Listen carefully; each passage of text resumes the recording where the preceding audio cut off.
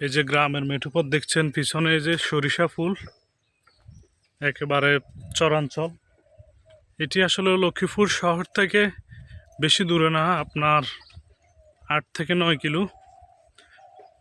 9 kilometre দূরে যে প্রান্তিক জনগোষ্ঠীর বসবাস। এখানে প্রত্যেকটা মানুষ কৃষি এবং যে দৈনিক কায়িক শ্রমের উপর নির্ভর করে।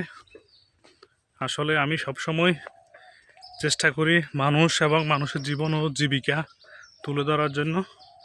এই যে দেখতেই পাচ্ছেন, এই যে কলা গাছের সারি, প্রচণ্ড রোদ পড়তেছে আজকে। আর এক পাশে হচ্ছে মানুষ যে গরু পালন করে, আপনারা দেখতে পাচ্ছেন।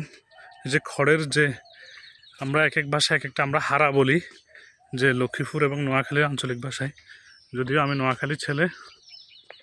আর আপনার ওই যে দেখতে পাচ্ছেন, এই যে জমি, যে কৃষি আবাদের জমিগুলা, আসলে আমার পিছনে পুরোটাই আসলে জমি,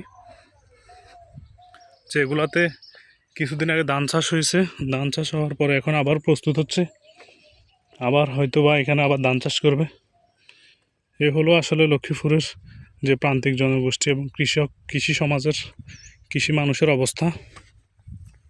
তো সবাই ঠিক আছে, দেখা হবে অন্য কোথাও, অন্য কোনো ভিডিওতে, অন্য কোনো এলাকা নিয়ে এবং জনপদ এবং জীবন ও জীবিকা নিয়ে। আল্লাহ হাফেজ।